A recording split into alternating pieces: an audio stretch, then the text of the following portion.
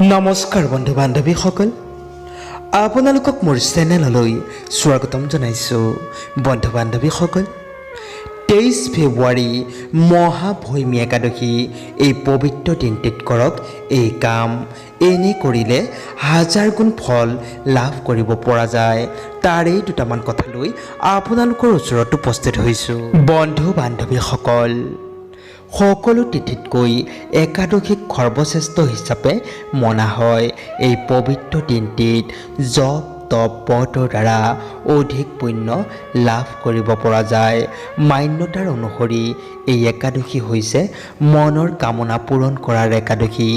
এই ভৈমী একাদশীত ভগৱান বিষ্ণুক পূজা কৰিলে অধিক পুণ্য লাভ হয়, লগতে মা লক্ষ্মীৰো বিশেষ কৃপা লাভ কৰিব পৰা যায়। এই ভৈমী একাদশী ব্ৰত যদি বিধি বিধান অনুসৰি পালন কৰা হয় তেন্তে হাজাৰ গুণ ফল লাভ হয়। সেয়েহে জানো আহক, এই ভৈমী একাদশীৰ দিনটিত আমি কি কৰিলে পুণ্য অৰ্জন কৰিব পাৰিম। 1 নম্বৰতে, এই পবিত্ৰ দিনটিত ৰাতিপুৱা সোনকালে শুই উঠি স্নান আদি কৰি শুদ্ধ বস্ত্ৰ পৰিধান কৰি ভগৱান বিষ্ণুৰ ওচৰত এটি শুদ্ধ প্ৰদীপ জ্বলাই ওম নমো ভগৱতী বাসুদেৱায় এই মন্ত্ৰটি 21 বাৰ জপ কৰিব।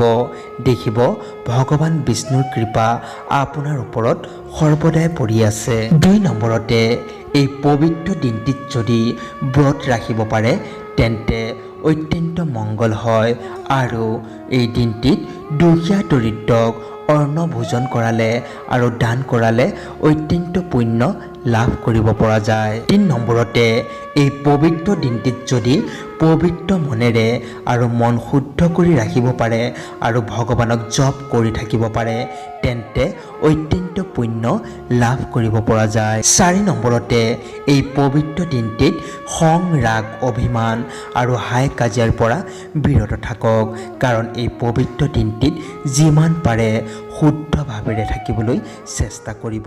আজিলৈ ইমানেই।